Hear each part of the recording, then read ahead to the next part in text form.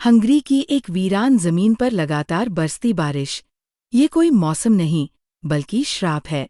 सड़कों पर कीचड़, खेतों में जंग और हवा में एक अजीब सड़न की गंध है। यही वो जगह है जहाँ सतांतंगो शुरू होता है। एक गाँव जो मर चुका है, लेकिन अब भी सांस ले रहा है। ये गाँव जैसे किसी भूले हुए कोने में फंस गया है। न आगे बढ़ सकता है, न पीछे लौट सकता है। बस कीचड़, सन्नाटा और धीरे धीरे गलती जिंदगियाँ। यहाँ कोई भविष्य नहीं। खेती चौपट है, पशु मर चुके हैं, और जो इंसान बचे हैं वे अपने ही दुख में डूबे हैं। वे एक दूसरे पर शक करते हैं, एक दूसरे को धोखा देते हैं और फिर उसी झूठ में सुकून ढूंढते हैं। उनका हर दिन एक जैसा है। सुबह शराब से शुरू, रात झगड़े से खत्म, और जब बारिश थमती है तो भी आसमान भारी रहता है, जैसे ऊपर खुद ईश्वर ने इस जगह को भूल गया हो। इसी निर्जीव संसार में दो लोग हैं, फ्यूटेक और श्नाइडर, जो सोचते हैं कि वे कुछ बड़ा करने वाले हैं। वे कल्पना करते हैं कि इरीमियास नाम का आदमी लौट आएगा, जो उन्हें बचा लेगा। इरीमियास, एक ऐसा व्यक्ति जिसे सबने मरा हुआ मान लिया था, लेकिन जिसकी वापसी अब इस गाँव की एकमात्र आशा बन चुकी है। और जब ये खबर फैलती है कि इरीमियास लौट रहा है, तो गाँव के हर व्यक्ति के भीतर एक धीमी सी हलचल उठती है, जैसे कीचड़ के नीचे कहीं कोई सांस ले रहा हो। लेखक लास्लो क्रास्नाहोर्काई की भाषा यहाँ किसी तूफान की तरह चलती है, लंबी, बहती और बिना रुके। वह वाक्य दर वाक्य हमें इस गाँव के भीतर खींचते हैं, इतना गहरा कि हम भी कीचड़ में डूब जाते हैं। कभी लगता है हम डॉक्टर की आंखों से देख रहे हैं, कभी किसी शराबी के धुंधले नशे से, और कभी उस बच्ची एस्तिका की निर्दोष दृष्टि से जो इस नरक में जन्मी है। डॉक्टर, उपन्यास का सबसे मौन और गहराई से देखने वाला पात्र है। वह गाँव के हर व्यक्ति को देखता है, उनके पाप, उनकी कमजोरी, उनके झूठ, और सब कुछ अपनी डायरी में लिखता है। वो बाहर नहीं निकलता, बस खिड़की से देखता है, शराब पीता है और नोट्स बनाता है। उसकी खिड़की से दिखने वाली दुनिया ही उसका ब्रह्मांड है। वह किसी दार्शनिक की तरह सब कुछ समझता है, लेकिन किसी कायर की तरह कुछ बदलने की कोशिश नहीं करता। शायद इसलिए लेखक ने उसे डॉक्टर कहा, जो दूसरों की बीमारी पहचानता है पर खुद अपनी आत्मा के जख्म नहीं भर पाता। और फिर है एस्तिका, एक मासूम बच्ची, जिसकी कहानी पूरे उपन्यास की सबसे दर्दनाक परत है। वह भूखी है, अकेली है, और एक ऐसी दुनिया में रहती है जहाँ प्यार शब्द मात्र है। वह बिल्ली से खेलती है, मिट्टी में लौटती है, और अपनी मासूम कल्पना में ईश्वर को खोजती है।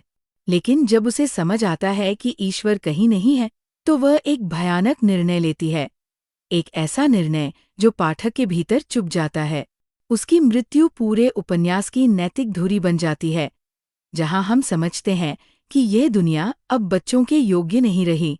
जब इरीमियास और पेटीना गाँव लौटते हैं, तो लोग उन्हें किसी भविष्यवक्ता की तरह देखते हैं। वे कहते हैं, अब सब ठीक होगा, हमें एक नई जमीन मिलेगी, नया जीवन। लेकिन सच ये है कि वे दोनों सरकार के जासूस हैं। उनका काम है गाँव के इन टूटे किसानों पर नजर रखना, उनकी हर हरकत रिपोर्ट करना। वे लोगों को झूठी उम्मीद देते हैं ताकि वे नियंत्रण में रहें। यहाँ लेखक एक गहरा व्यंग्य रचता है कि कैसे सत्ता और धर्म दोनों लोगों के भय और आशा को नियंत्रित करते हैं। इरीमियास लोगों को बचाने नहीं आया, वह उन्हें उनके भ्रम में और गहराई से धकेलने आया है। गाँव के लोग अपने पुराने पापों से भागना चाहते हैं। वे इरीमियास में मुक्ति देखते हैं, लेकिन क्रास्नाहोर्काई ये दिखाते हैं कि मुक्ति एक भ्रम है। जब इंसान खुद को नहीं बदलता, तो कोई भी मसीहा उसे नहीं बचा सकता। यहाँ कहानी धीरे धीरे एक दार्शनिक प्रयोगशाला बन जाती है। हर पात्र जैसे एक सिद्धांत है। फ्यूटेक और श्नाइडर है स्वार्थ और अंधविश्वास, डॉक्टर है ज्ञान बिना कर्म का प्रतीक, एस्तिका है मासूमियत की मृत्यु, और इरीमियास है झूठे उद्धार का देवदूत। सब मिलकर एक ही नृत्य करते हैं, वही सतांतंगो, शैतान का टैंगो, जिसमें हर कदम हमें फिर उसी जगह लौटाता है। ये उपन्यास 12 भागों में बनता है।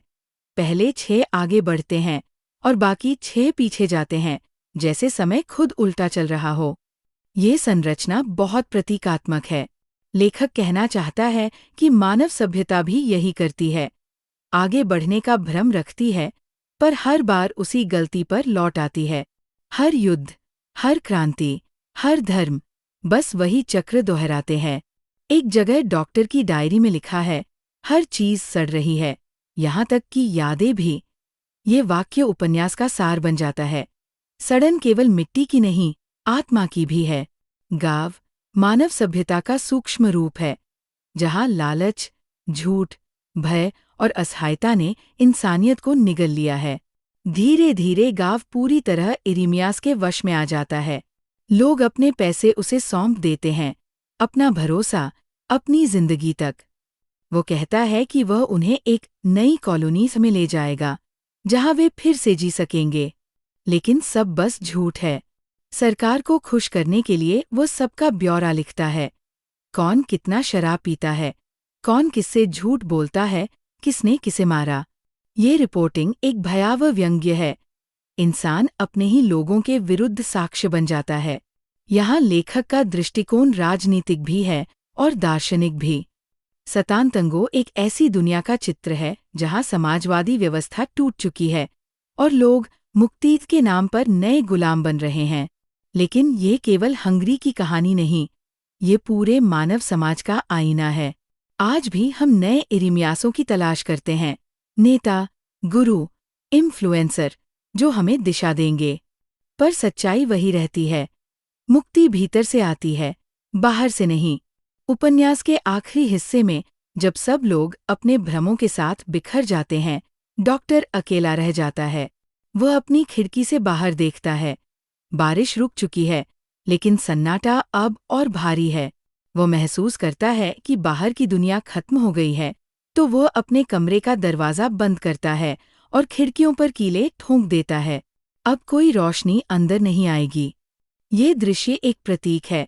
जब इंसान अपनी ही चेतना से भागता है, तो वो खुद को अंधेरे में कैद कर लेता है। डॉक्टर वो आखिरी इंसान है जिसने सब देखा, सब समझा और अंत में निर्णय लिया, देखना बंद करो। ये उसका आत्महत्या जैसा ही कर्म है, लेकिन शारीरिक नहीं, मानसिक मृत्यु। कहानी का आखिरी दृश्य ऐसा लगता है जैसे समय फिर से घूम गया हो। वही बारिश, वही आवाज़ें, वही कीचड़, और इस तरह कहानी वही लौट आती है जहाँ से शुरू हुई थी। यह चक्र पूरा नहीं होता, वह फिर से शुरू हो जाता है, जैसे टैंगो का संगीत जो कभी थमता नहीं। यही कारण है कि उपन्यास का शीर्षक सतानतंगो इतना गूढ़ है। ये कोई साधारण नृत्य नहीं, ये शैतान का नृत्य है, जो आत्माओं को बार बार उसी दर्दनाक धुन पर नचाता है। क्रास्नाहॉर्के का यह उपन्यास केवल कहानी नहीं, बल्कि आत्मा का अनुभव है। ये मनुष्य की उस स्थिति को दर्शाता है जब समाज ढह जाता है और केवल शून्यता बचती है। यह कोई बाहरी युद्ध नहीं, एक आंतरिक पतन है।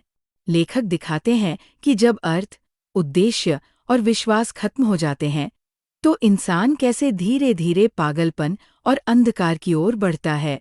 डॉक्टर का चरित्र असल में आधुनिक मनुष्य का प्रतीक है। शिक्षित, जागरूक, पर निष्क्रिय। वह जानता है कि सब कुछ गलत है, पर कुछ करता नहीं। वह वही है जो सोशल मीडिया पर क्रांति की बातें करता है, पर वास्तविक जीवन में चुप रहता है। इरिमिया सत्ता का प्रतीक है। वह लोगों के विश्वास को हथियार बनाता है। वह ये साबित करता है कि जब लोग निराश होते हैं, तो वे किसी भी झूठ पर विश्वास कर लेंगे जो उन्हें उम्मीद देता है। और एस्तिका, वह उस मासूम आत्मा की प्रतीक है जो इस गंदे संसार में जीवित नहीं रह सकती। उसकी मृत्यु नैतिक पतन की अंतिम कीमत है।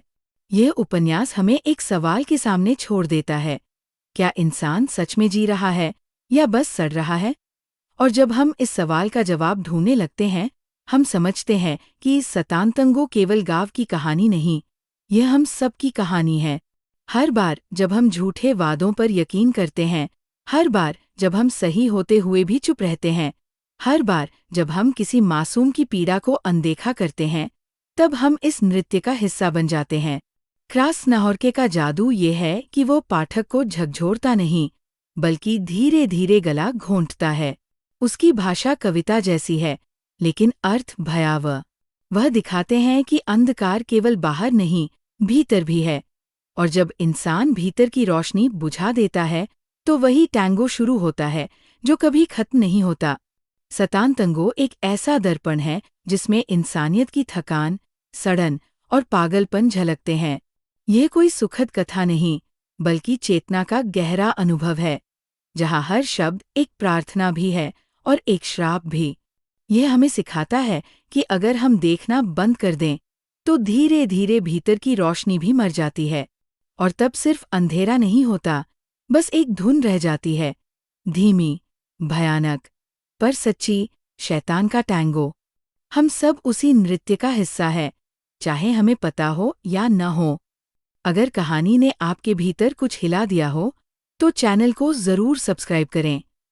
मिलते हैं अगली वीडियो में एक और किताब के साथ।